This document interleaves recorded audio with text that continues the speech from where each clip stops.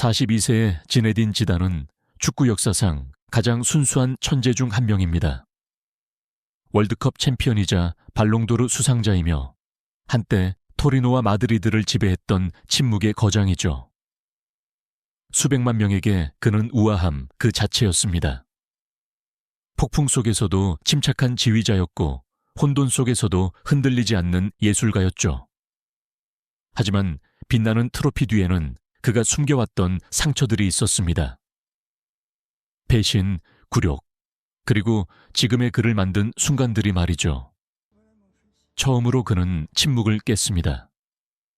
그리고 오늘 그는 마침내 자신이 가장 싫어했던 5명의 남자를 공개합니다. 이 폭로는 지다니 감독의 길을 완전히 받아들이기 직전 진행된 비공개 인터뷰에서 나왔습니다. 기자는 오래된 사진들을 넘겨보다가 간단한 질문을 던졌습니다. 누군가가 당신에게 정말로 상처를 준 적이 있나요? 지단은 잠시 멈칫했습니다. 그의 침착한 겉모습 아래에 무거운 무언가가 존재함을 암시할 만큼 충분히 길게요. 그는 마침내 나지막이 답했습니다. 당신이 예상하는 것보다 더 많습니다. 인터뷰어는 대화가 거기서 끝날 것이라고 생각했습니다. 하지만 지단은 방에 있는 모든 사람을 놀라게 했습니다. 좋아요. 그는 마침내 말했습니다. 그들에 대해 이야기해보죠.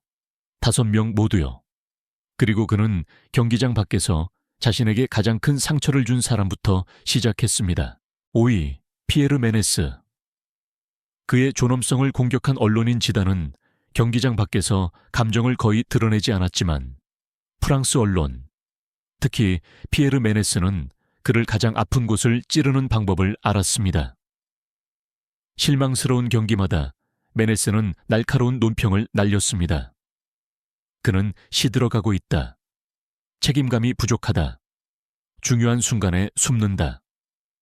하지만 진정한 상처는 2006년 월드컵 결승전 이후에 찾아왔습니다. 메네스는 신랄한 칼럼에서 지단이 가장 중요한 순간에 프랑스를 버렸다고 비난했습니다. 그 말은 어떤 태클보다 깊이 박혔습니다. 친구들은 지단이 그 후 몇 달 동안 프랑스 신문을 피했다고 회상했습니다.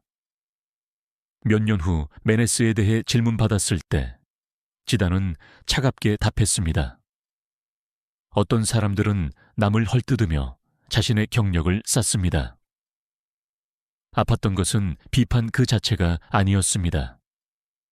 그것은 그의 인간성에 대한 완전한 무시, 그가 감당했던 압박감, 팬과 언론인 모두에게 보이지 않았던 희생 때문이었습니다.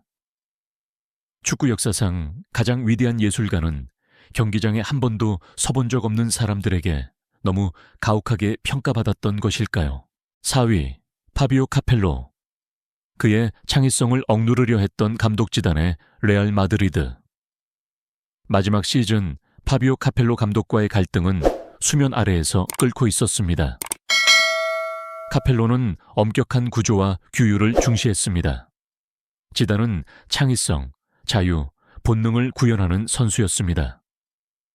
어느 날 오후 힘든 훈련이 끝난 후 카펠로는 그에게 맞섰습니다.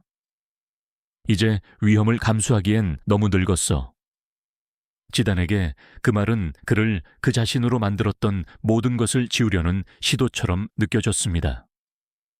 회의는 긴장감으로 가득했습니다. 카펠로는 엄격한 위치 플레이를 요구했지만 지단은 유동성을 원했습니다. 팀 동료들은 카펠로가 한 전술 훈련에서 소리쳤던 것을 기억합니다. 내 규칙을 따르지 않으면 넌 뛸 수 없어. 지단은 맞서 소리치지 않았습니다. 그는 결코 그런 적이 없었지만 내면에서는 무언가가 부서졌습니다. 기쁨은 사라졌고 불꽃은 흐려졌습니다. 시즌이 끝날 무렵 그는 은퇴를 선택했습니다. 많은 관계자들은 카펠로가 그 결정을 앞당겼다고 믿습니다. 카펠로는 무의식적으로 축구 역사상 가장 위대한 예술가 중 한 명을 너무 일찍 경기장에서 밀어낸 것일까요? 3위, 야프스탐.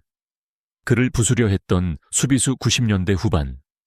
야프스탐만큼 위협적인 수비수는 거의 없었으며 유벤투스와 맨체스터 유나이티드의 경기만큼 잔인한 경기도 드물었습니다.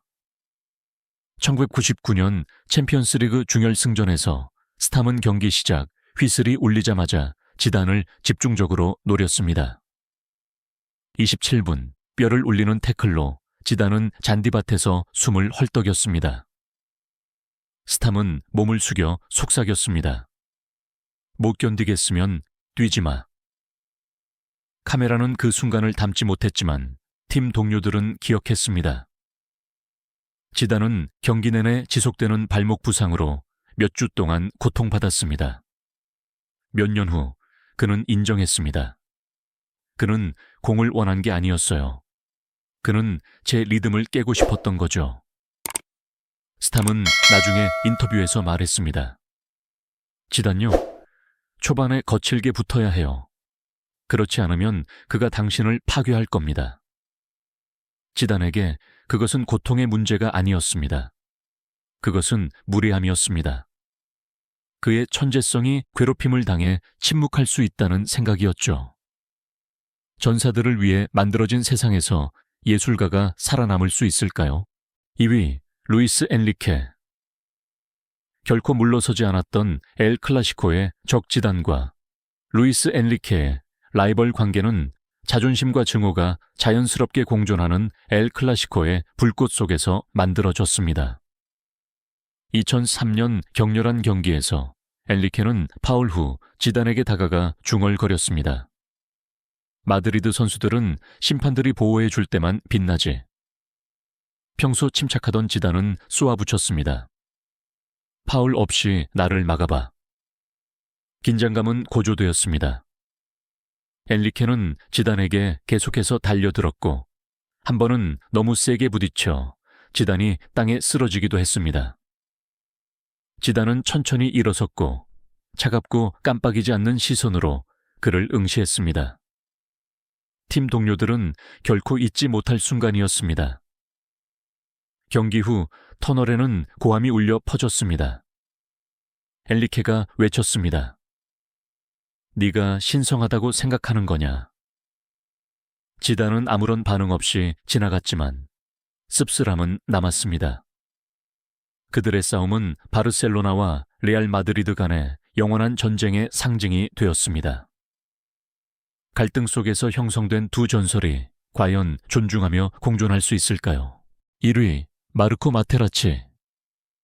그의 경력을 끝낸 남자 지단에게 마르코 마테라치보다 더 깊은 감정을 불러일으키는 이름은 없습니다.